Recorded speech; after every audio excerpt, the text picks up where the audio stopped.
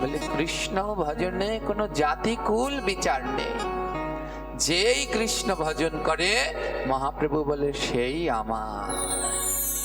কিন্তু দুঃখ, এই যুগে এসেও আমাদের মনের ভিতরে সেই জাতপাত গুলো এখনো দূর হয়নি, এখনো রয়েছে। এনারা এই জাত, এনারা এই জাত, এদের এটা, এগুলো ভুল ধারণা। ধ্যান দিন মহাপ্রভুর সন্ন্যাস লীলায়। মহাপ্রভু যখন সন্ন্যাস লীলা করলেন তখন একটি বিশেষ মাহাত্ম্যখানে প্রভু রাখলেন। সবই তার মহিমা, অমৃতময় মহিমা। এইখানটায় যেন আরো অমৃতময়। পৌষের সংক্রান্তির দিন মহাপ্রভু গৃহ ত্যাগ করলেন, আর মাঘ মাসের পহেলা দিন মহাপ্রভু সন্ন্যাস ধর্ম গ্রহণ করলেন। এত দিন থাকতে মহাপ্রভু পৌষ সংক্রান্তিতে কেন বেরোলেন? পৌষ সংক্রান্তিতে প্রত্যেক ঘরে ঘরে কি তৈরি করা হয়? পিঠা পুলি তৈরি করা হয়, সবাই আনন্দ করে, উৎসব করে। আর মহাপ্রভু এখানেও একটা শিক্ষা দিলেন, যেখানে আনন্দ আছে, উৎসব আছে, সেখানে তো আমি বেশিক্ষণ থাকি না। যেখানে নয়নের জল আছে সেখানেই আমি থাকি। তাই বললেন, অকুল সমুদ্রের তীরে শ্রী গৌরাঙ্গের বাসা। গুরু জিগায় শিষ্যের কাছে, পাকলে কোন ফল রয় কাঁচা। অকুল সমুদ্রের তীরে, অর্থাৎ যার নয়ন সমুদ্রের মতো, কোনোদিন কোনো সমুদ্রে যেমন কোনোদিন টান পড়ে না জলে, যে কৃষ্ণ শুনলে, গৌর শুনলে যার নয়ন ঝরতেই থাকে, মহাপ্রভু বললেন ওই সমুদ্রের তীরেই আমার বাসা। যার নয়নে অনাবরত কৃষ্ণ নামে জল ঝরে, প্রভু বলে তার হৃদয়েই আমি বাস করি। জয়নিতাই মা। মহাপ্রভু সন্ন্যাস নিয়ে রওনা দিলেন। গভীর রাত্রবেলায় মহাপ্রভু ঘর ছাড়লেন।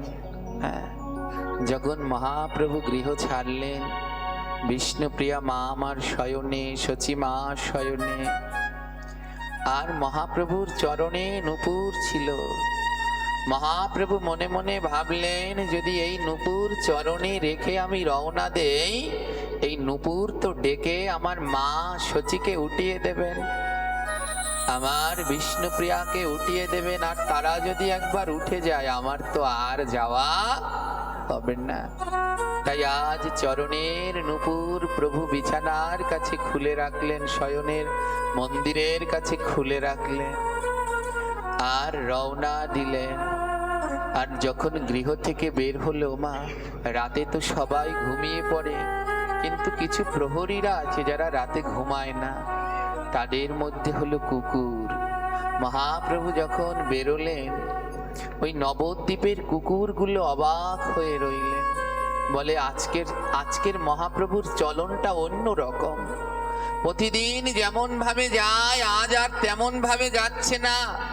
নবদ্বীপের কুকুরগুলা বলছে, আজ জানি কেন মনে হয় মহাপ্রভু চিরদিনের মতো নবদ্বীপ ছাড়ছে। তাই কুকুরগুলো বারবার প্রভুকে ঘিরে ধরছে। ওরা যেন ওদের ভাষায় বলছে, যেও না প্রভু, এই নবদ্বীপে আমাদের একা করে তুমি যেও না। আরেক অতন্দ্র প্রহরী রাত্রবেলায় সব পাখিরা ঘুমিয়ে পড়ে, কিন্তু পেঁচা ঘুমায় না।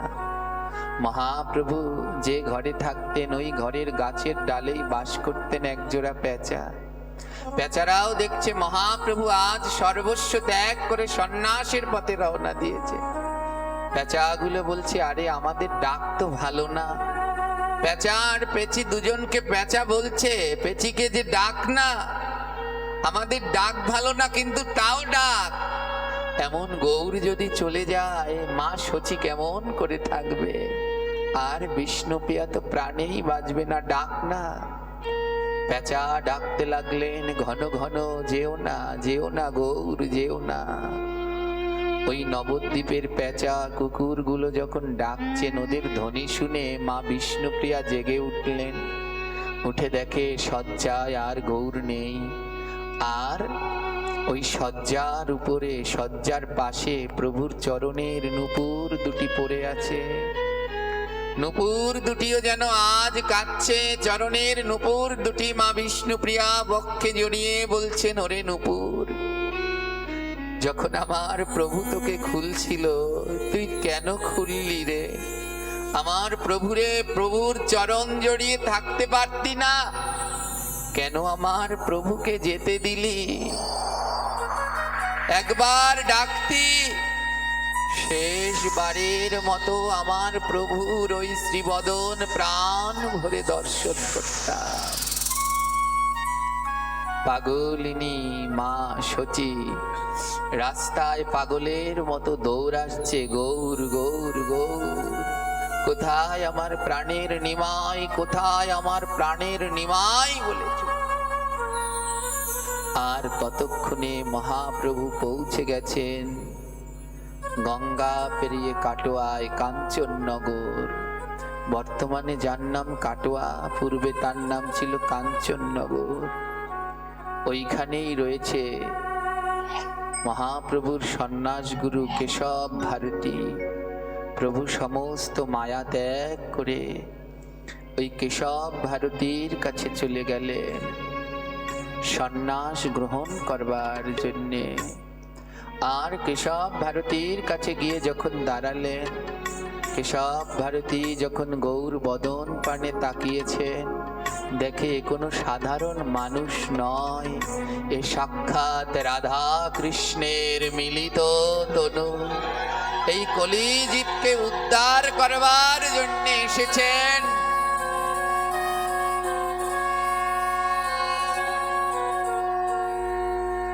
যেই না গৌর বদন পানে তাকিয়েছেন, কেশব ভারতীর দুই নয়নে জল ঝরছে।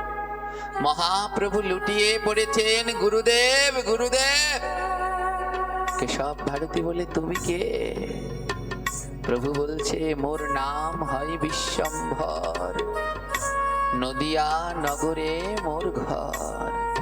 ও, তুমি সেই সচির নিমাই, তুমি সেই বিষ্ণুপ্রিয়ার গৌর, তাই এখানে এসেছো কেন বাবা?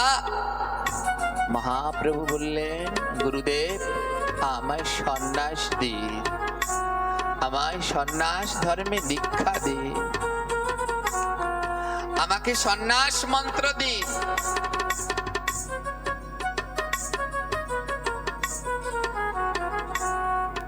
কেশব ভারতী বলছে, শোনো গৌর, এ জগতে সবকিছুর একটা বয়স আছে। তোমাকে তো দেখে মনে হয় তোমার এখনো 25 বছরও হয়নি। মহাপ্রভু বললেন, হ্যাঁ আমার 24 বছর বয়স, এখনো 25 বছর হয়নি। ভারতী গোসাই আমার বলছে, তাহলে তুমি কি জানো না তুমি যে অত্যন্ত জ্ঞানী গৌর? তুমি কি শাস্ত্রের ভাষা জানো না? আমাদের শাস্ত্র বলল 5 থেকে 25 বছর পর্যন্ত ব্রহ্মচর্য ব্রত পালন করতে হয়, আর 25 থেকে 45 বছর পর্যন্ত গারস্থ ধর্ম পালন করতে হয়, আর 45 থেকে 75 বছর পর্যন্ত বানপ্রস্থ ধর্ম পালন করতে হয়, আর 75 বছরের পরে গিয়ে সন্ন্যাস গ্রহণ করতে হয়। তুমি কি জানো না অনিমাই, তোমার তো এখনো সন্ন্যাসের বয়স হয়নি। সন্ন্যাস নিতে গেলে 75 বছর বয়স হতে হয়, তোমার তো 24 বছর বয়স, তোমার তো এখনো সন্ন্যাস নেয়ার বয়স হয়নি। ওমা, ওই ভারতী গোসাই কেশব ভারতী সেও চায় না মহাপ্রভুকে সন্ন্যাস দিতে। বলে, এমন গৌরকে যদি আমি সন্ন্যাস দেই তাহলে ওর মা কাকে নিয়ে থাকবে? ও যে ওর মায়ের একমাত্র প্রাণধন। এই কেশব ভারতীয় চেষ্টা করছে, যেমন ওই কুকুরগুলো পথ আগলে দাঁড়িয়েছিলেন, যেও না মা সচি থাকতে পারবে না। নবদ্বীপের পাখিগুলো ডেকেছিল, যেও না মা সচি থাকতে পারবে না, তাও প্রভু গেলেন। এবার কেশব ভারতী তিনিও নিজের জায়গা থেকে আটকানোর চেষ্টা করছে সন্ন্যাস না দেওয়ার জন্যে। না না, তোমার এখনো সন্ন্যাস নেওয়ার বয়স হয়নি, ৭৫ বছর বয়সে সন্ন্যাস নিতে হয়, তোমার তো সবে মাত্র ২৪ বছর বয়স, আরো কিছুদিন যাক, আরো কিছুদিন যাক, তারপরে তুমি সন্ন্যাস নিও। প্রভু বললেন, যার হয় তো ৯তেই হয়, আর না হলে ৯০তেও নয়। তাই বলে এই বয়সে শাস্ত্রের বিধান লঙ্ঘন করবে? প্রভু বললেন, শোনো গোসাই, এ জগতে সেই ৭৫ বছরে গিয়ে সন্ন্যাস নিতে পারে যার মনের ভিতরে ধারণা রয়েছে আমি ১০০ বছর বাঁচব, কিন্তু যার মনের ভিতরে আশা নেই আমি ১০০ বছর বাঁচব না, সে কি করে ৭৫ বছরের অপেক্ষা করবে? তুমি আমায় সন্ন্যাস মন্ত্রে দীক্ষা দাও। কেশব ভারতী বলছে, না না, এই ২৫-২৪ বছর বয়সে, ২৪-২৫-এ তুমি সন্ন্যাস নিও না, তুমি ৫০ বছর বয়সে নিও, ওই সময় তোমার উপযুক্ত বয়স হবে। মহাপ্রভু বলল, শোনো, যদি হয় তো ৯তে, নইলে ৫০-এও হয় না। কেশব ভারতী বলছে, হ্যাঁ হ্যাঁ, ৫০ বছরে তোমার উপযুক্ত হবে, এখন না। প্রভু বললেন, ৫০-এও হয় না, বলো ৫০-এও হয় না, বলো ৫০-এও হয় না, বলো ৫০-এও হয় না, ৫০-এও হয় না, ওই পঞ্চভূত জয় না করলে ৫০-এও হয় না, পঞ্চভূত জয় তার ৫০-এও হয়, ওই পঞ্চভূত জয় না করলে ৫০-এও হয় না, পঞ্চভূত জয় না করলে ৫০ শোনো, ৫০-এও কোনোদিন কৃষ্ণ পাওয়া যায় না। যদি এ জগতে পঞ্চভূতকে জয় না করতে পারো, তাহলে ৫০ বছরে গিয়েও কোনোদিন গোবিন্দ পাওয়া যায় না। এই দেহের মধ্যে ৫টি ভূত আছে, হ্যাঁ, পঞ্চভূত। এই পঞ্চভূতকে যদি জয় না করতে পারো, তাহলে ৫০ বছরে গিয়েও ভগবানকে লাভ করা সম্ভব নয়। ক্ষিতি অপ মরু তেজ বম, এই পঞ্চভূত দেহের মধ্যে রয়েছে। যে জন ৫ বছর বয়সে জয় করতে পারবে, সে ৫-এই পেয়ে যাবে। আর যে ৫ বছর বয়সেও পারবে না, যে ৫০-এও পারবে না, তার ৫০ বছরেও কৃষ্ণ ভজন হয় না। ভারতী গোসাই বলছে, বেশ, ৫০ বছর যদি না হয়, তাহলে ৬০ বছরে অবশ্যই হবে। প্রভু বললেন, ৬০ বছরেও হয় না, ৬০ বছরে হয় না, আহা, ৬০ বছরেও হয় না, ৬০ বছরেও হয় না, ষড়রিপু জয় না করলে ৬০ বছরেও হয় না, ষড়রিপু জয় না করলে ৬০ বছরেও হয় না, ওই ষড়রিপু জয় না করলে ৬০ বছরেও হয় না, ষড়রিপু জয় না করলে ৬০ বছরেও হয় না। প্রভু বললেন, শোনো, যদি কেউ মনে করে ৬০ বছরে গিয়ে তিনি সন্ন্যাস গ্রহণ করে প্রভুর পথে নামবেন, প্রভু বললেন ৬০ বছরেও হবে না। যে দেহের ভিতরের এই ষড়রিপুকে জয় করতে না পারে, কাম ক্রোধ লোভ মোহ মদ মাৎসর্য, এই ৭টা রিপুকে যে ৬০ বছরেও জয় না করতে পারে, সে ৬০ বছরে গিয়েও কৃষ্ণ ভজন করতে পারবে না। ভারতী গোসাই বলল, বেশ, যদি ৬০ বছরে না পারে, তাহলে ৭০ বছরে গিয়ে করবে। ৭০ বছরে তার নিশ্চয়ই কৃষ্ণ ভজনের উপযুক্ত হবে, তখন সে সংসার ছাড়বে। আর প্রভু বললেন, না না, ৭০-এও হয় না, ৭০-এও হয় না না, ৭০-এও হয় না, ৭০-এও হয় ওই সপ্ত সমুদ্র জয় না করলে ৭০-এও হয় না, ওই ৭ সমুদ্র জয় না করলে ৭০-এও হয় না, ওই সপ্তরস জয় না করলে সত্তরেও হয় না। ওই সপ্তরস জয় না করলে সত্তরে হয় না। মহাপ্রভু বললেন 70 বছরে গিয়েও কেউ পারবে না। আমাদের শাস্ত্র অনুসারে 60টি রস আছে। হ্যাঁ, হাস্য, ক্রোধ, বাৎসল্য, মধুর, এমনি করে 60টি রস রয়েছে। বলে যে এই 60টি রসের সন্ধান না করতে পারে সে 70 বছরে গিয়েও কৃষ্ণকে লাভ করতে পারবে না। ভারতী গোসাই বললেন বেশ, 70-এ যদি না পারে তাহলে 80-তে গিয়ে তার নিশ্চয়ই মনের ভিতরে সেই সামর্থ্য হবে, 80 বছরে গিয়ে সে ভগবানকে পাবে। আর গৌরহরি বললেন না না, 80-তেও হয় না। 80তেও হয় না। না না, 80-তেও হয় না। আর 80তেও হয় না। ওই অষ্টপাশ জয় না করলে 80-তেও হয় না। অষ্টপাশ জয় না করলে 80তেও হয় না। 80-তে হয় না। আর 80তে হয় না। কেউ যদি মনে করে আমার 80 বছর হলে আমার জ্ঞান বুদ্ধি বাড়বে, প্রভু বললেন না। দেহের মধ্যে 8টি পাশ রয়েছে: অহংকার, দেহ অভিমান, পুত্র আসক্তি, গৃহাসক্তি, ধনাসক্তি, পুরুষাসক্তি, মান এবং ইন্দ্রিয় ভোগ। এই 8টা পাশে আমরা বাধা। বলে যে এই 8 পাশ থেকে মুক্তি না লাভ করতে পারবে সে 80 বছরে গিয়েও কৃষ্ণকে লাভ করতে পারবে না। ভারতী গোসাই বলছে বেশ, তাহলে 90 বছরে অবশ্যই পাবে। মহাপ্রভু বললেন না না, 90-এও হয় না। 90-এও হয় না। 90-এও হয় না। না 90-এও হয় না। যার নয় তার সংশোধন না, 90-এও হয় না। ও যার নবতার সংশোধন না, 90-তেও হয় না। যিনি 9টি দেহের দ্বারকেই সংশোধন করতে পারেনি সে 90 বছরে গিয়েও কৃষ্ণ লাভ করতে পারে না। আমাদের দেহে 9টা দ্বার আছে, 2টো চোখ, নাক, মুখ, বায়ু, উপস্থে, নবদ্বার। যেই দ্বারগুলোই সংশোধন করতে পারেনি, যার চোখ গীতা ভাগবত খোঁজে না, স্টার জলসা জি বাংলা খোঁজে, সে 90 বছরে গিয়েও কৃষ্ণ লাভ করতে পারে না।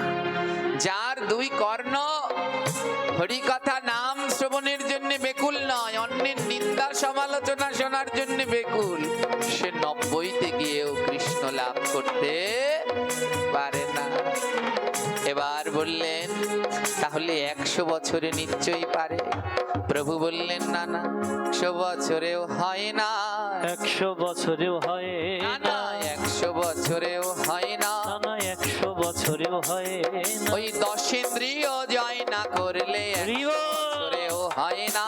10 ইন্দ্রিয় জয় না করলে 100 বছরেও হয় না।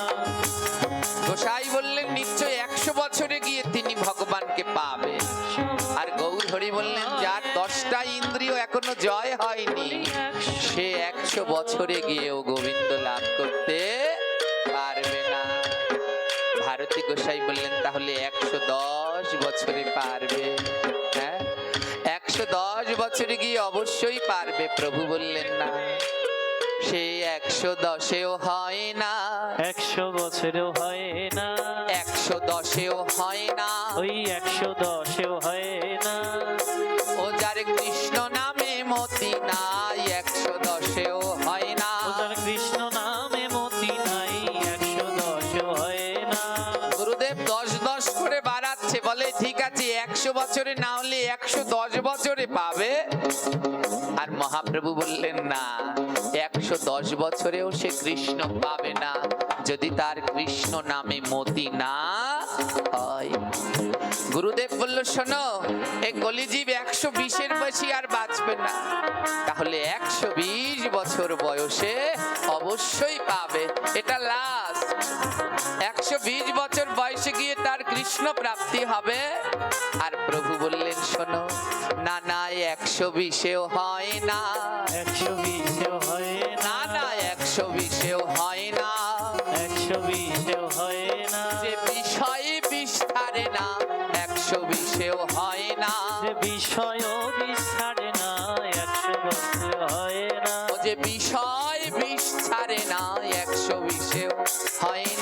বিষয় বিষ ছাড়ে না, তার 120 হয় না। ভারতী গোসাই আমার বললেন 120 বছর বয়সে পেয়ে যাবে, অনেক বয়স, ওটা লাস্ট, ওর পরে আর বাঁচবে না। মহাপ্রভু বললেন না, 120 বছর বয়সেও কৃষ্ণ পাওয়া যায় না যদি বিষয় বিষ ত্যাগ করতে না পারে। মরার সময় যার গীতার কথা মনে থাকে না, মরার সময় যার ভাগবতের কথা মনে থাকে না, সাধু সঙ্গের কথা মনে থাকে না, মৃত্যুকালে যে বলে ওই সুকেজের মধ্যে দলিলটা আছে, ওই ব্যাংকের লকারে টাকা রাখা আছে, যার বিষয় বিষ না যায় সে 100 বছরেও কৃষ্ণ পায় না। অনেক বুঝালেন ভারতী গোসাই, কিন্তু মহাপ্রভুর সাথে কি করে পারেন? শেষমেশ ভারতী গোসাই হার মানলেন, না না গৌর, তোমার সাথে আমি এই শাস্ত্র যুদ্ধে পারবো না। সেই 24 বছর থেকে আরম্ভ করলেন, আর 120 বছরে গিয়ে থামলেন। মহাপ্রভু এক এক উদাহরণ ধরে টানলেন যে না, যার ওই বিষয় বিষ না ত্যাগ হয় তার 120 বছরেও কৃষ্ণ পাওয়া হয় না। মহাপ্রভু বললেন, তোমার সাথে আমি পারবো না ও গৌর, তোমার কথার চাতুরতার সাথে আমি পারবো না। যাও যাও, সন্ন্যাস নিতে হলে মস্তক মুন্ডন করতে হবে, তাই যাও। গঙ্গার ওই পারে এক শিলবাস করে, গঙ্গার ওই পারে এক শিলবাস করে, গঙ্গার পারে এক শিলবাস করে, গঙ্গার ওই পারে এক শিলবাস করে। মধুপারা নামে যে তার, মধুবালা নাম যে তার, মধুপারা নামে যে তার, মধুপারা নাম যে তার। ভারতী গোসাই বললেন, যাও যাও গৌর, ওই গঙ্গার পারে এক শিল মশাই বাস করে, ওই শিলের নাম মধুপরা। কোন গ্রন্থে তার নাম লেখা আছে হরিদাস, কোন গ্রন্থে লেখা আছে মঙ্গল দাস, আর চৈতন্য পদাবলীতে লেখা আছে তার নাম মধুপরা শিল। মধুপরা মানে গুরুদেব কেশব ভারতী মহাপ্রভুকে বললো, যাও ওই গঙ্গার পারে এক শিল মশাই বাস করে, ওনার নাম মধুপরা শিল, ওনার কাছে যাও, ওনার কাছে গিয়ে মস্তক মুন্ডন করো। ওমা, গুরুদেব আদেশ করলেন ওই শিল মশাইয়ের কাছে যাও, তাহলে তো শিষ্যকে ওই শিলের কাছেই যেতে হবে, অন্য কোনো শিলের কাছে যাওয়া যাবে কি? জোরে বলেন। এবার প্রশ্ন হলো, কেন কেশব ভারতী ওনার কাছে যেতে বললেন? আরো তো কতজন কাঞ্চননগরে রয়েছে শিলের কাজ করে, কেন ওনার কাছেই যেতে বললেন? কেশব ভারতী বলল, আমি তো পারলাম না, কিন্তু ওই মধুপরা শিল উনি বড় কঠিন, উনি বড় কঠিন, টাকা না দিলে উনি কোনো কাজ করে না, তাই ওনার কাছে যাক। কারণ গৌরের কাছে তো কোনো টাকা নেই, সন্ন্যাস নেবে বলে বেরিয়েছে। যদি কেউ সন্ন্যাস নেবে বলে গৃহ থেকে বের হয়, টাকা নিয়ে বের হয় কি? জোরে বলুন। ওই যে বিষয় বিষ না ত্যাগ করলে হয় না, সে তো বিষয় বিষ ত্যাগ করে বের হয়েছেন। তাই কেশব ভারতী মনে মনে বলছে, একটা শেষ চেষ্টা করি, ওই মধুপরা শিলের কাছে পাঠিয়ে দেই, উনি তো টাকা না দিলে কারো ক্ষৌরকর্ম করে না, ওনার কাছে পাঠিয়ে দেই। আর টাকা আনবার জন্য মহাপ্রভু আবার নবদ্বীপে যাবে, আর নবদ্বীপে গেলে মা সচি ধরে আবার বেঁধে রাখবে।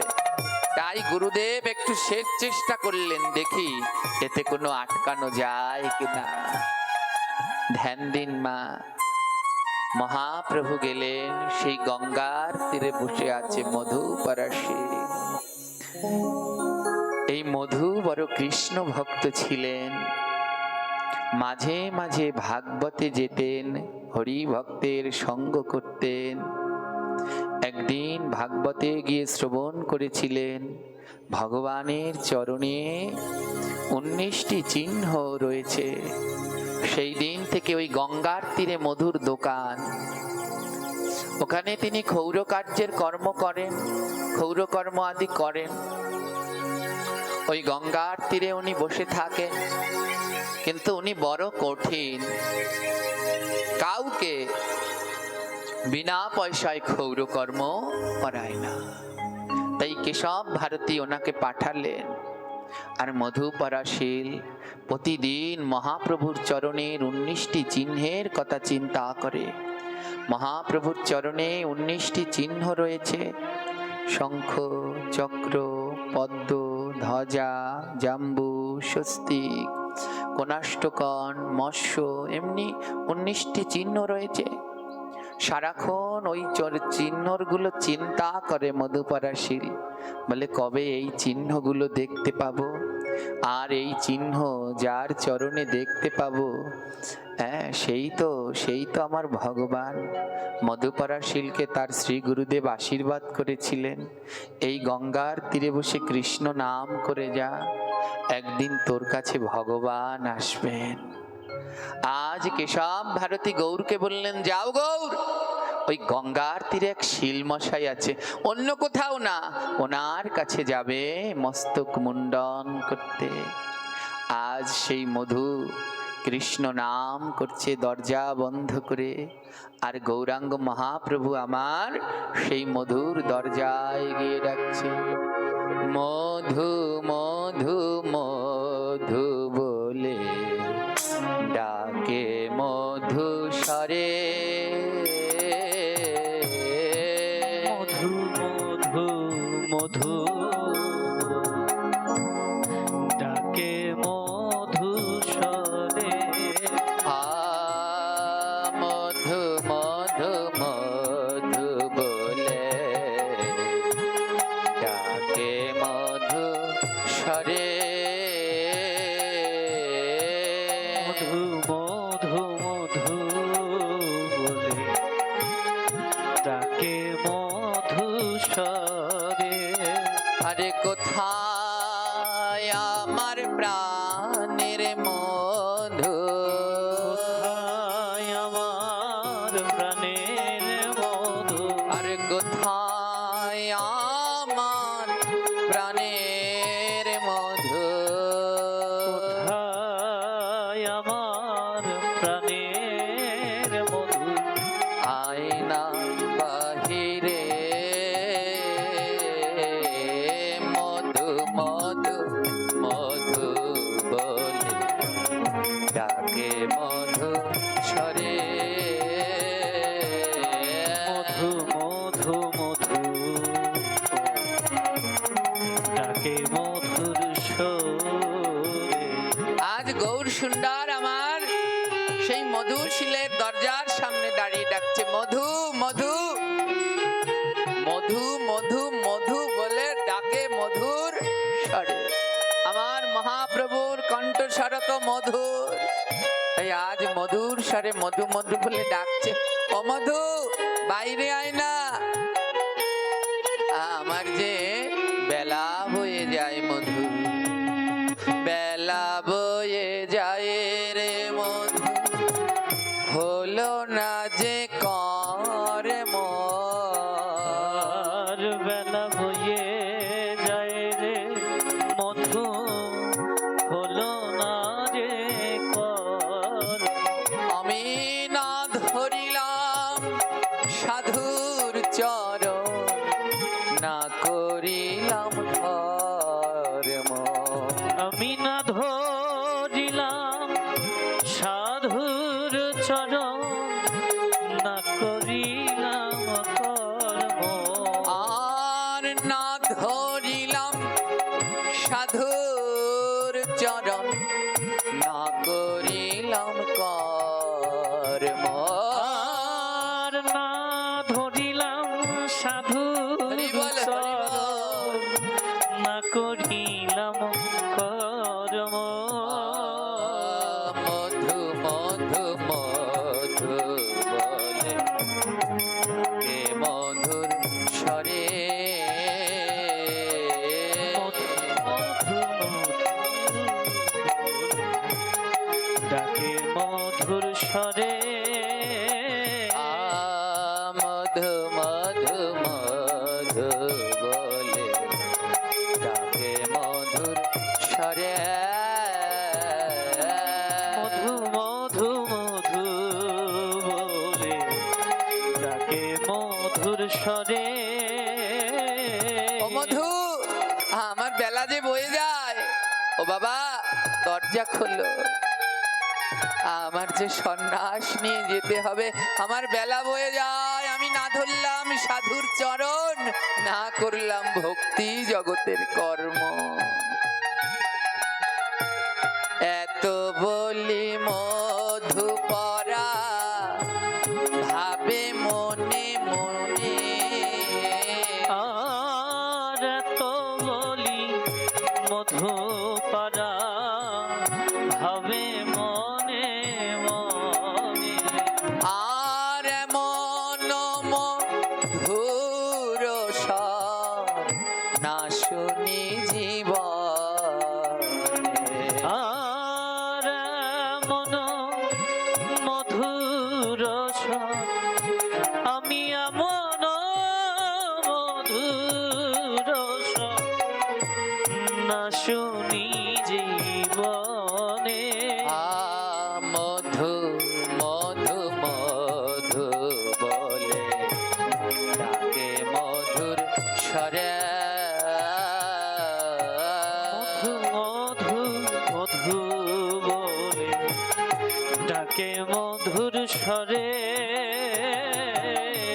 মধুপাড়া ঘরের ভিতরে বলছি, এত মধুর কণ্ঠ, এমন কণ্ঠস্বর তো আমি আর কোনোদিন শুনিনি।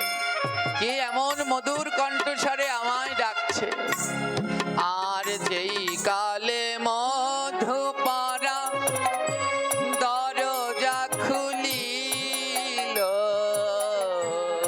যেই কালে মধু পারা দরজা খুলিল,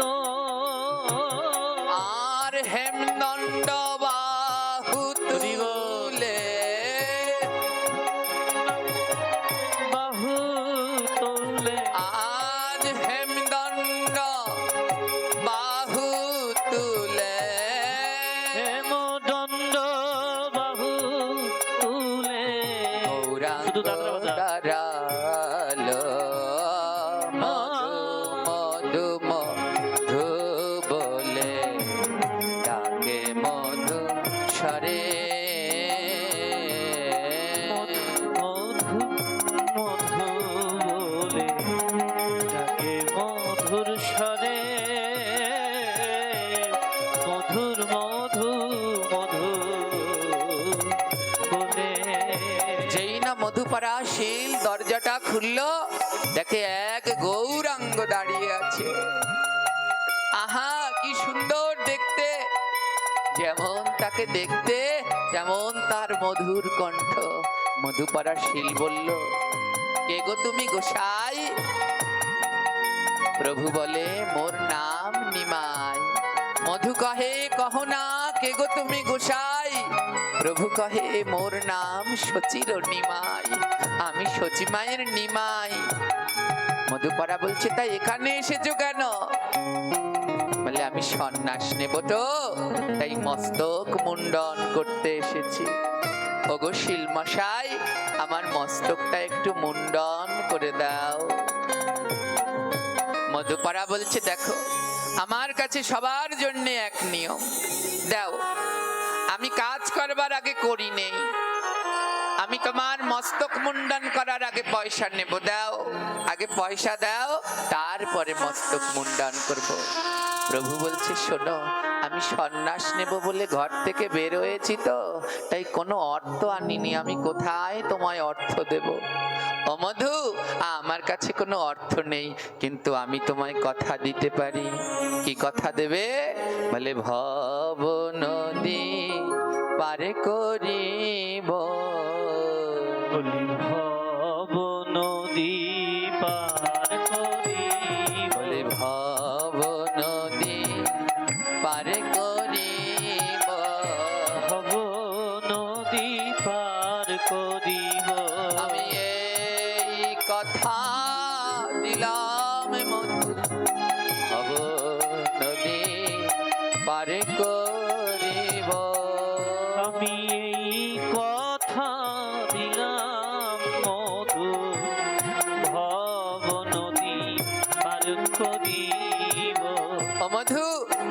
আমার কাছে কোনো অর্থ নেই, কিন্তু আমি তোমায় কথা দিলাম, তুমি আমার মস্তক মুন্ডন করে নাও, আর তার বিনিময়ে আমি তোমায় ভব নদী পার করে দেব।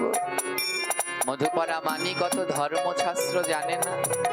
ও, তার মানে তুমি খেয়া ঘাটের কাজ করো, পারাপারের কাজ করো? না না, লাগবে না। আমার করি না হলে আমি মস্তক মুন্ডন করব না। প্রভু আমার বলল, যোগ মধু, আমার এমন জীবন আর হবে না, আমার এমন জীবন আর হবে না। তুমি দাও দাও মস্তক মুন্ডন করে দাও না, আমার এমন জীবন আর হবে না। তুমি দাও দাও মস্তক মুন্ডন করে দাও না, আমার এমন জীবন আর হবে না। ও বন্ধু, মস্তক মুন্ডন করে দাও না, আমার বেলা বড় কম মধু, আমার এমন জীবন আর হবে না। এক পাশে দাঁড়িয়ে মহাজন বললেন, গৌর রূপে যার মন মজেছে, এ সংসারে তার কি কাজ আছে? যেই মধুপরা নাপিত আজ অব্দি কারো বিনা পয়সায় ক্ষৌর কর্ম করায়নি, আজ যেই গৌর বদনের দিকে তাকালো, সেও অর্থের লোভ ভুলে গেল। মধুপরা শীল বললেন, শোনো শোনো নিমাই, আজ অব্দি কারো অর্থ ছাড়া আমি ক্ষৌর কর্ম করাইনি, কিন্তু আজ আমি করাবো। কেন জানো? তোমায় বড়ই আপন আপন লাগে আমার, বড়ই আপন আপন লাগে আমার, বড়ই আপন আপন লাগে আমার, বড়ই আপন আপন লাগে আমার। যেন বহু দিনের চেনা তুমি, বড়ই আপন আপন লাগে আমার, যেন বহুদিনের চেনা তোমার, বড়ই আপন আপন লাগে তোমায়। মধুশীল বলছে, ওগো গৌর, কেন জানি মনে হয় তুমি আমার বড় আপন, জন্ম জন্মান্তরের চেনা, কিন্তু আজ জানি কেন আমি তোমায় চিনতে পারছি না, তাই আজ আমি তোমার মস্তক মুন্ডন করিয়ে দেব। তাই মধুপরা শীল আমার কি করলো জানো? ওই খুর কেচি নিয়ে প্রভুর মস্তক মুন্ডন করতে গেল, আর যখনই ওই চাকর কেশে খুর ধরল, শতবার ধরে খুর, নাহি কাটে কেশ, মধু কহে কে বায়ে কোন রূপ। আহারে, যখন মহাপ্রভুর শিরে মস্তকে মুন্ডন করবে বলে মধুপরা খুর ধরলেন, কিন্তু চাকর কেশ আর কাটছে না। এক পাশে দাঁড়িয়ে মহাজন বললেন, ওরে মধু, কাটবে কি করে জানি, তুই তো আগে মস্তক ধরেছিস।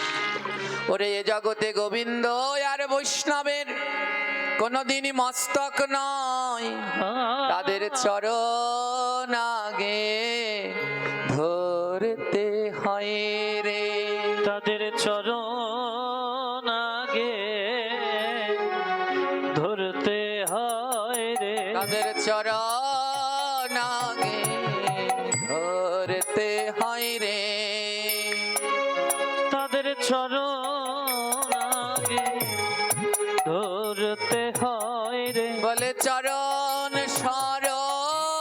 না নিলে কোনো গতি হয় না ওরে। বলি চরণ আগে না নিলে কোনো গতি হয় না রে। তাদের চরণ আগে ধরতে হয় রে। তাদের চরণ আগে ধরতে হয় রে। ও মধু, কেমন করে গৌরের সেবায় লাগবি? তুই যে আগে মস্তকে হাত দিয়েছিস, আমার প্রভুর চরণে হাত দিলি না।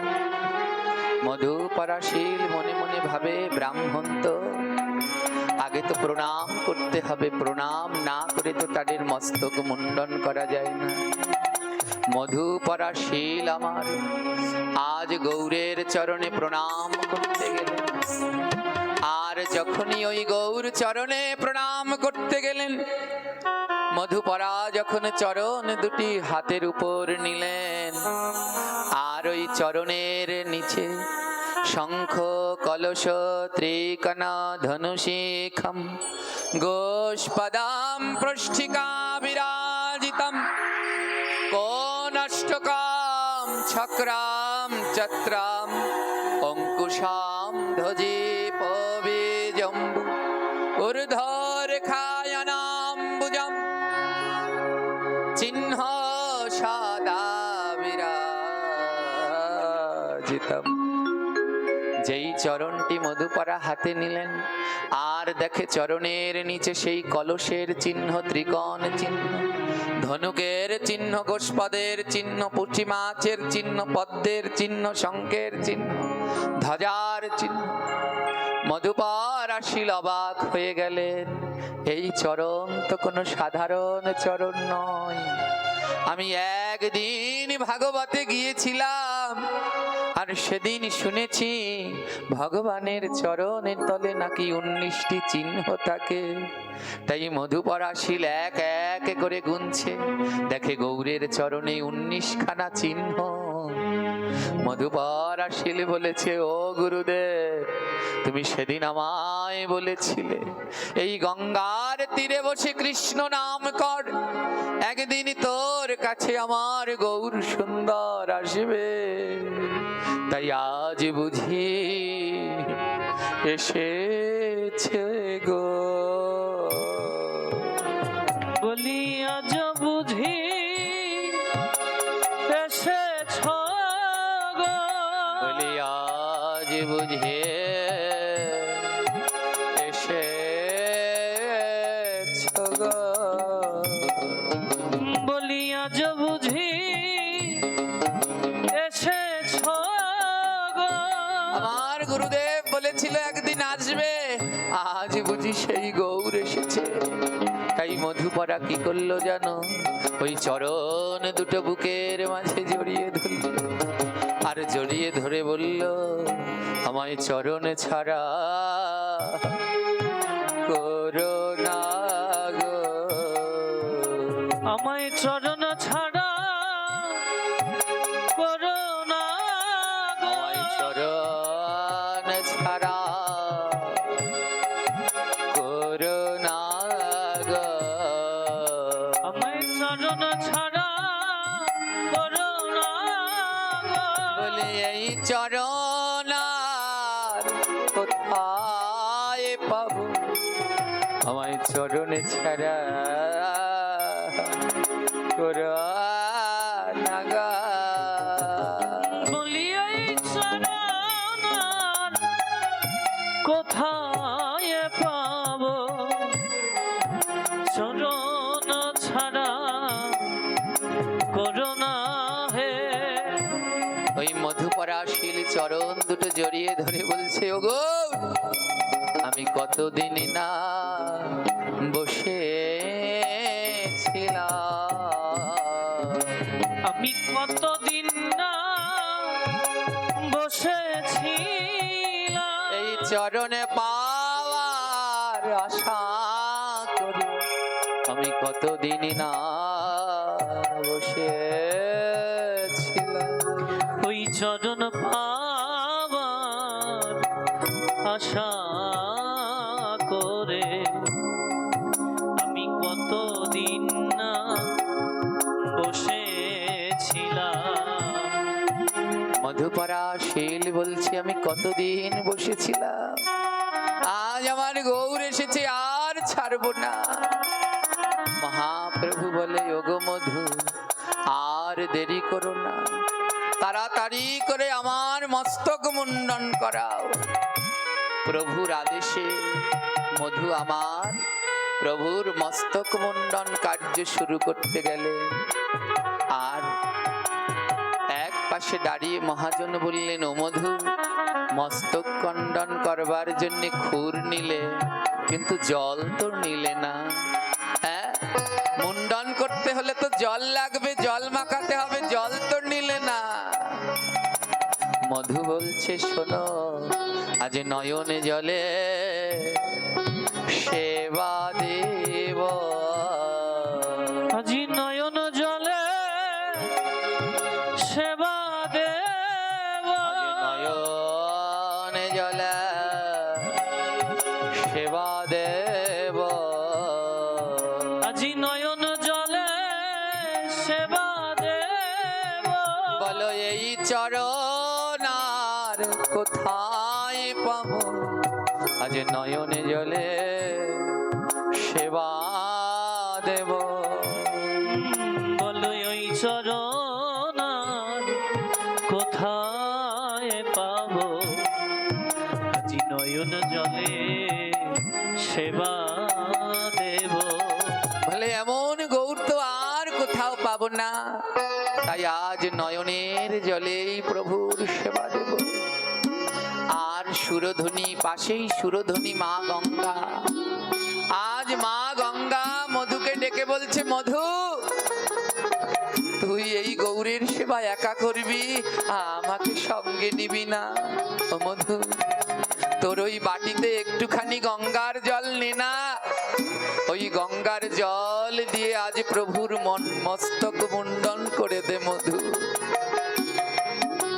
মধু বলে ওমা গঙ্গা, সবাই বলে আমরা নাকি নিচু জাতি, আমরা শীল বলে সবাই বলে আমরা নিচু জাতি। মা গঙ্গা বলে শোন মধু, তুই যদি আজ এই গঙ্গার জল নিয়ে আমার প্রভুর মস্তক মুন্ডন করাস, আমি গঙ্গা কথা দিলাম তোদের শীলদের সবার বাটির মধ্যে আমি গঙ্গা বিরাজ করব। রিব যেই কোনো কার্য করতে হলে ওই ক্ষৌর কার্য করতে হবে। আর যখনই ওই শীলদের বাটির জল কারো মাথায় লাগবে, তাদের সর্বঙ্গ পবিত্র হবে।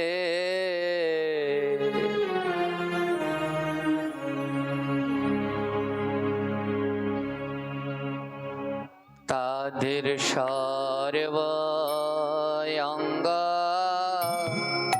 পবিত্র হবে,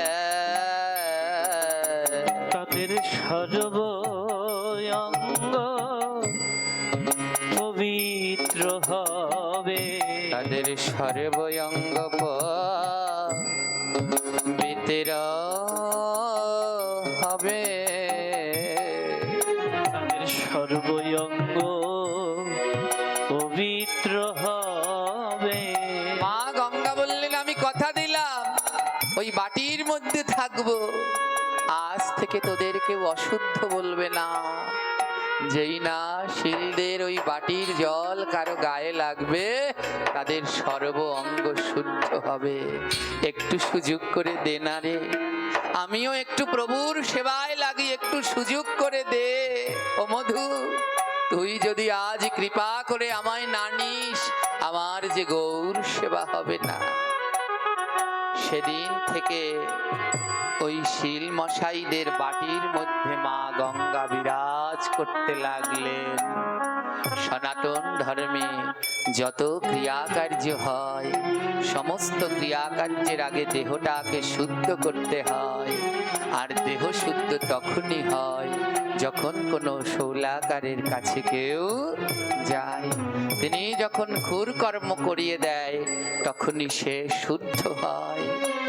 আজ মহাপ্রভু বললেন আমিও তো অশুদ্ধ রে, ওরে মধু আমিও তো অশুদ্ধ, তুই যদি আমার মস্তক মুন্ডন না করে দেস তাহলে আমিও তো শুদ্ধ হতে পারবো না। তাই আজ প্রভু আমার নিজে শুদ্ধ হওয়ার জন্য গেলেন ওই মধুশীলের কাছে। এই জাতির কাছে প্রশ্নটা হলো, তোমরা এমন কথা বলো কেমনে?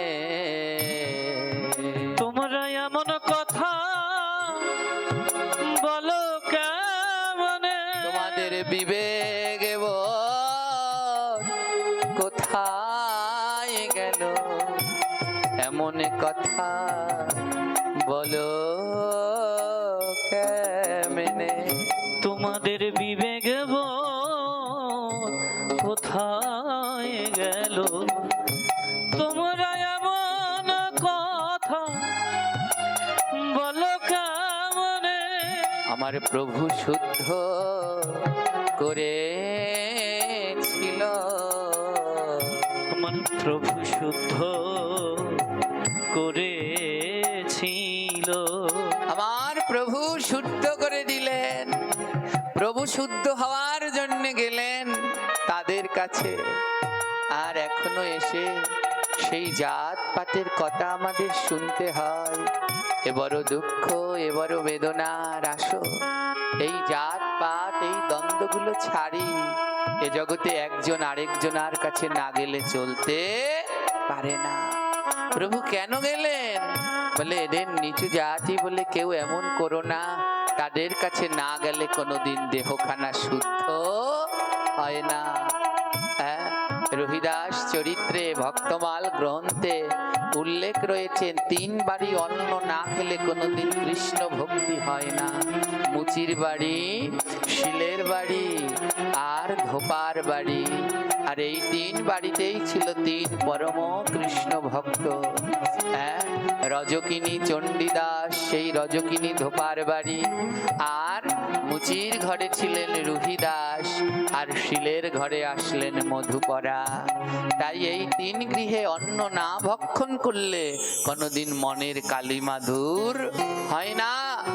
আমরা অষ্টপাশে বাঁধা, তার মধ্যে একটি পাশ হলো মান ও কুল। কেউ যদি মান ও কুলের পাশ ত্যাগ করতে না পারে, ওনারা শীল, ওনারা নিচু জাতি, ওনারা নম, ওনারা ধপা, এমন যদি কারো মনের ভিতরে এই পাশ বন্ধনে বাধা থাকে, জেনে নেবে জন্ম জন্মান্তরেও সে কৃষ্ণ ভক্তি লাভ করতে পারে না। তাই প্রভু আমার নিজে শুদ্ধ হওয়ার জন্য আসলেন মধুপরার কাছে। এবার চাচর কেশর চুল মুন্ডন করিল, চাচর কেশর চুল মুন্ডন করিল, আর বাটির মধ্যে গঙ্গা দেবী করে ছল ছল, আর বাটির মধ্যে গঙ্গা দেবী করে ছল ছল, বলে সেবাই লাগিলা, সেবাই লাগিলা, আহা সেবাই লাগিলা, আহা সেবাই লাগিলা, ওরে মধুপরা সেবাই লাগিলা।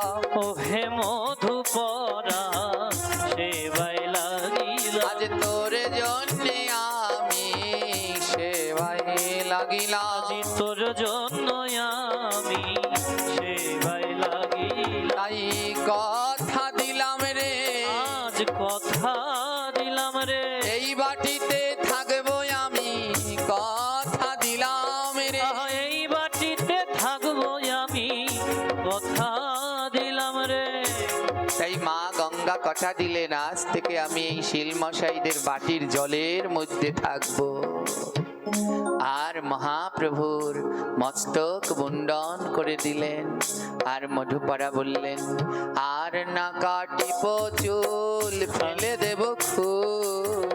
আর না কাটিব চুল, ফেলে দেব খুল। আমি নগরে মাগিয়া খাইব, বলিব যে গৌর। আমি নগরে মাগিয়া খাইব, বলিব গৌর। আমি নগরে মাগিয়া খাইব, বলিব যে গৌর। আমি নগরে মাগিয়া খাইব, বলিব গৌর। এই খুর আমি গঙ্গার জলে ফেলে দেব, আর কারো চুল কাটবো না। আজ থেকে গৌর গৌর বলে নগরে মেঘে খাবো, আর গৌর ভক্ত বৃন্দের সঙ্গ করব। মস্তক মুন্ডন করে মহাপ্রভু আমার দাঁড়ালেন ভারতী গোসাইয়ের কাছে। আর সে কি অপূর্ব রূপ গৌরের, দুই টুকরো বসন ভারতী গোসাই মহাপ্রভুর হস্তে পেলেন। আর দুই খণ্ড গৌরী বসন প্রভুর হাতে দিল, কপিন তাহার সঙ্গে যে দিল। কপিন তাহার সঙ্গে যে দিল। এবারে গৌর বসন পড়ি দাঁড়ালেন গৌর হরি। আর ধীর বসন পড়ি দাঁড়ালেন গৌর হরি। গৌরিক বসন পরে আমার মহাপ্রভু সন্ন্যাসের বেশে দাঁড়ালেন। আর এবার ভারতী গোসাইকে বলল, প্রভু তাহলে এবার আমায় মন্ত্র দাও। ভারতী গোসাই বললেন, এমন গৌরকে যদি সন্ন্যাস দেই চলে যাবে, আর তো ফিরে আসবে না, দেখি আরেকটা শেষ চেষ্টা করি। ভারতী গোসাই বললেন, ও গৌর, আমি না সন্ন্যাসের মন্ত্র ভুলে গেছি। অর্থাৎ প্রভুকে দিতে চাচ্ছে না, কেমন করে বাড়ি পাঠিয়ে দেবে সেই ব্যবস্থা। বলছে, আমি না মন্ত্র ভুলে গেছি, কেমন করে তোমায় মন্ত্র দেব। গৌর বলছে, ও গোসাই, তুমি ভুলিলে ও মন্ত্র আমি ভুলি নাই। তুমি ভুলিলেও মন্ত্র আমি ভুলি নাই। কাল রাতে স্বপ্নেতে দেখেছিলাম তাই। আমি কাল রাত্রে স্বপ্নেতে দেখেছিলাম তাই। গোসাই, তুমি হয়তো মন্ত্র ভুলে গেছো, কিন্তু আমি ভুলিনি। কাল রাত্রে আমি স্বপ্নে একটা মন্ত্র দেখেছি, তুমি একটু শুনবে মন্ত্রটা ঠিক আছে কিনা। কেশব ভারতী কান পেতে দিল, নেও। বীজ মন্ত্র তো জোরে জোরে বলা যায় না, কান পেতে দিল, নেও, কানে কানে বলো। হ্যাঁ, মহাপ্রভু বললেন, তুমি ভুলে গেছো, আমি তোমায় মনে করিয়ে দিচ্ছি, তারপরে তুমি আমার কানে বললো। এই মহাপ্রভু কানে কানে মন্ত্র বলিল। মহাপ্রভু কানে কানে মন্ত্র বলিল। আমার নয়নের জলে গোসাই ভাসিতে লাগিল। নয়নের জলে গোসাই ভাসিতে লাগিল। মহাপ্রভু ভারতী গোসাইয়ের কানে কানে মন্ত্র বলছে। মন দিয়ে ধ্যান দিয়ে জায়গাটা শুনবেন। যদি কারো কানে কানে মন্ত্র বলা হয় তাহলে সে কি হয়ে যায়? গুরু হয়ে যায়। তাহলে মহাপ্রভু কার কাছে এসেছিলেন মন্ত্র শুনতে? কেশব ভারতীর কাছে। কিন্তু কেশব ভারতীর কাছ থেকে মহাপ্রভু শুনলেন না, কিন্তু মহাপ্রভুর কাছ থেকে কে শুনলেন? কেশব ভারতী বলে, আমি মন্ত্র ভুলে গেছি। প্রভু বলে, আমি ভুলি নাই, তারা তোমার কানে কানে বলে দিচ্ছি, তোমায় স্মরণ করিয়ে দিচ্ছি।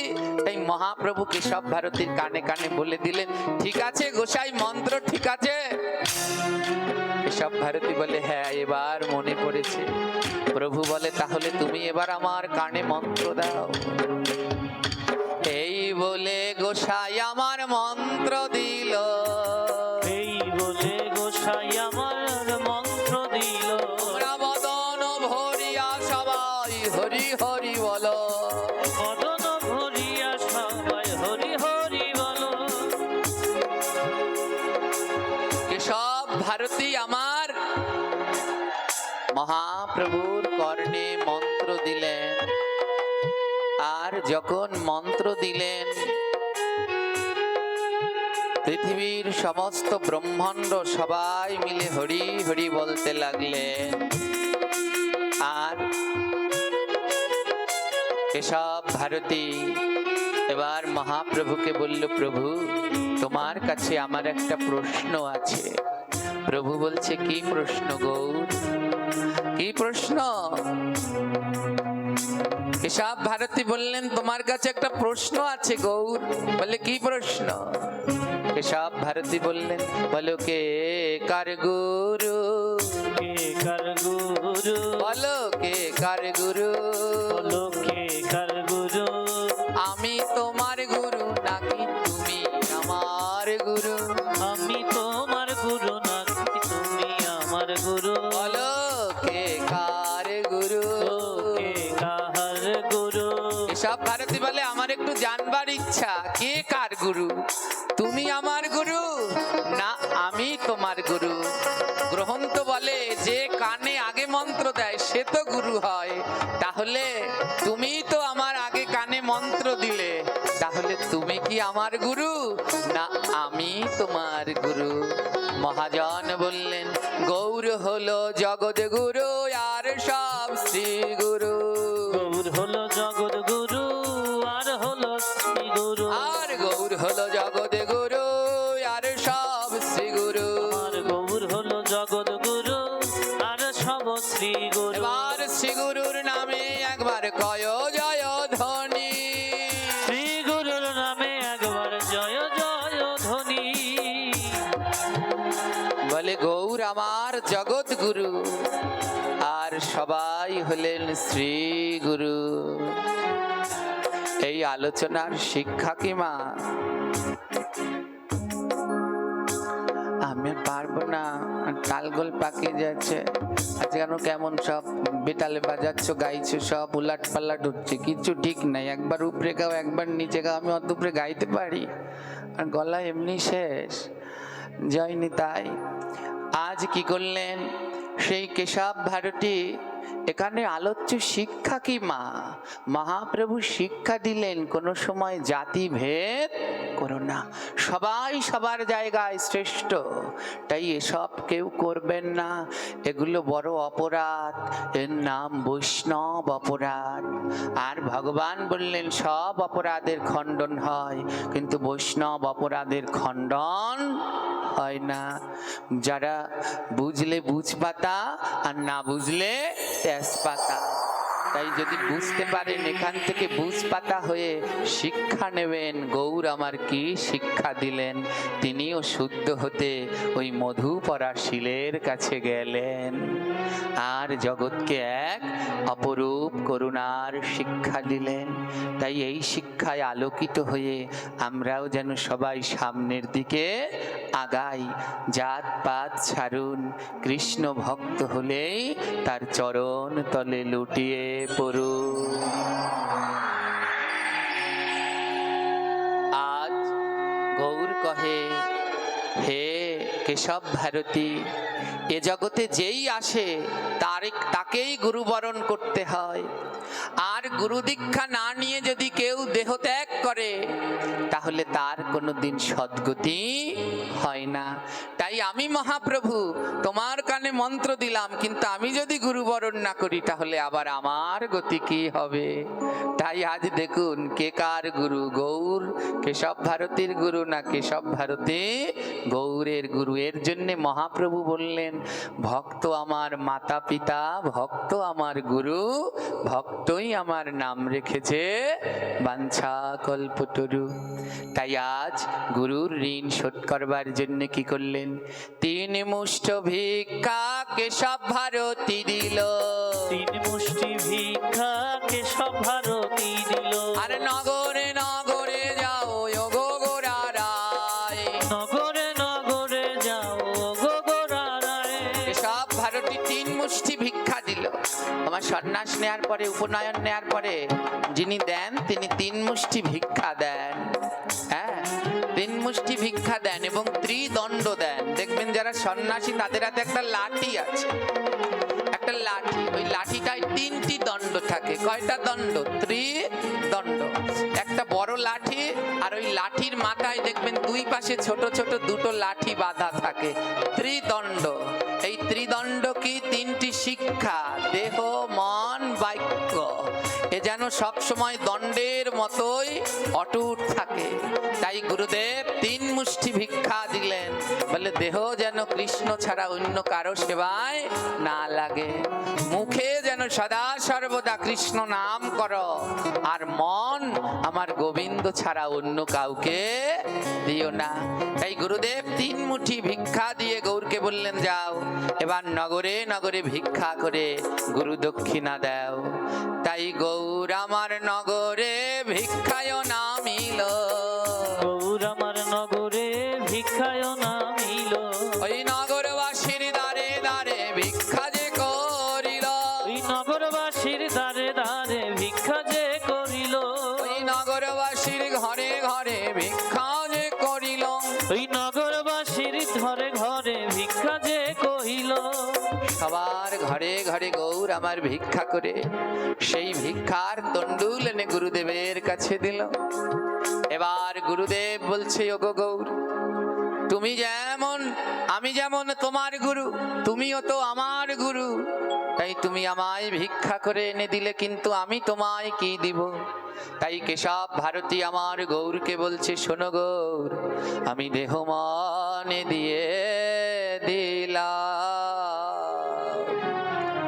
আমি দেহ মন দিয়ে দিলাম, আমি দেহ মন দিয়ে দিলাম, দেহ মন দিয়ে দিলাম, বলে শেষের দিনে পার করে দিও আমার দেহ মন সব দিয়ে দিলাম। শেষের দিনে পার করে নিও দেহ মন দিয়ে দিলাম। ওগো গৌর, তুমি তো আমায় নগরে নগরে ভিক্ষা করে দক্ষিণা দিলে, কিন্তু আমি কি দেব? তাই আমার এই দেহ মন সর্বস্ব তোমায় দক্ষিণা স্বরূপ দিয়ে দিলাম, বিনিময়ে আমায় একটু শেষের দিনে পার করে দিও। এবার সন্ন্যাস লইয়া প্রভু চলিতে লাগিল, সন্ন্যাস লইয়া প্রভু চলিতে লাগিল, লইয়া প্রভু চলিতে লাগিল, সন্ন্যাস লইয়া প্রভু চলিতে লাগিল। বদন ভরিয়া সবাই গৌর গৌর বল, ওই বদন ভরিয়া সবাই গৌর গৌর বল, গোরা গোরা গোরা গোরা গৌরাঙ্গ হে, গোরা গোরা গোরা গোরা গৌরাঙ্গ হে, গোরা গোরা গোরা গোরা গৌরাঙ্গ হে, গোরা গোরা গোরা গোরা গৌরাঙ্গ হে, ওই সচির নন্দন গোরা গৌরাঙ্গ হে, সচির নয়ন গোরা গৌরাঙ্গ হে, ওই সচির নন্দন গোরা গৌরাঙ্গ হে, সচির নন্দন গোরা গৌরাঙ্গ হে, গোরা গোরা গোরা গোরা গৌরাঙ্গ হে, গোরা গোরা গোরা গোরা গৌরাঙ্গ হে, ওকে জীবনে মরণে গোরা গৌরাঙ্গ হে, অপি জীবনে মরণে গোরা গৌরাঙ্গ হে, আমার নিশি জাগরণে গোরা গৌরাঙ্গ হে, নিশি জাগরণে গোরা গৌরাঙ্গ হে, বলো গোরা গোরা গোরা গোরা গৌরাঙ্গ হে, গোরা গোরা গোরা গোরা গৌরাঙ্গ হে, বলো গোরা গোরা গোরা গোরা গৌরাঙ্গ হে, বলো গোরা গোরা গোরা গোরা গৌরাঙ্গ হে, ওই সংকীর্তনে নৃত্য করে গৌরাঙ্গ হে, সংকীর্তনে নৃত্য করে গৌরাঙ্গ হে, ওই কলি জীবের ঘরে ঘরে গৌরাঙ্গ হে, কলি জীবের ঘরে ঘরে গৌরাঙ্গ হে, তারা বদন ভরে সবাই বলে গৌরাঙ্গ হে, বদন ভরে সবাই বলে গৌরাঙ্গ হে, আহা, গোরা গোরা গোরা গোরা গৌরাঙ্গ হে, গোরা গোরা গোরা গোরা গৌরাঙ্গ হে, আহা, গোরা গোরা গোরা গোরা গৌরাঙ্গ হে, গোরা গোরা গোরা গোরা গৌরাঙ্গ হে, তোমরা দুই বাহু তুলিয়া বলো গৌরাঙ্গ হে, দুই বাহু তুলিয়া বলো গৌরাঙ্গ হে, তোমরা হেলিয়া দুলিয়া বলো গৌরাঙ্গ